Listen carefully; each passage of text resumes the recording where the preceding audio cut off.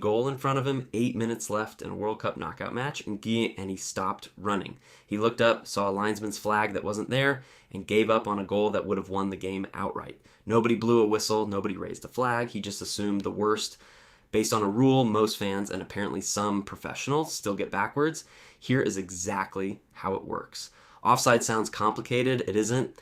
Forget the diagrams with dotted lines and arrows. Here's the entire rule in one sentence. When the ball is played to you, you can't be closer to the goal than the second to last defender. That's it. Not ahead of the defense, not past the last man.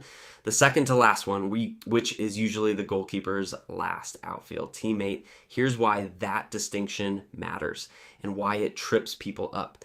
The rule isn't about where you are right now. It's about where you were the moment the ball left your teammate's foot. You could be miles offside a second later. It doesn't matter. The freeze frame is what counts, not the run, not the finish, the pass. This is where it gets dramatic and where that Spain player got it wrong in real time.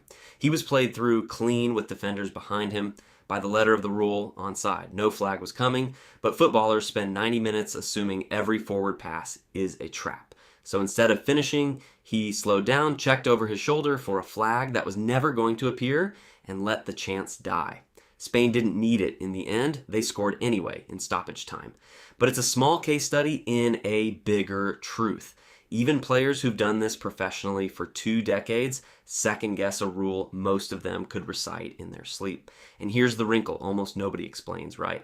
Offside isn't judged by a person's eyeball anymore. At this level, it's semi-automated. Sensors and cameras track player positions dozens of times per second and flag the marginal calls before a human even reacts, which means the players are often more paranoid than the technology. The system has gotten more precise. The instinct to panic hasn't caught up. So here's the whole idea compressed. Offside isn't about being ahead of the play. It's about one frozen moment in the instant the ball is struck and where your body happens to be in it. Everything else, the sprint, the finish, the flag you're bracing for, is irrelevant. One frame, that's the entire rule. A World Cup quarterfinalist just proved that even the players closest to the game sometimes flinch at a rule that's simpler than they think. The game has not changed. You're welcome. Subscribe if you enjoyed this type of content. It means a lot.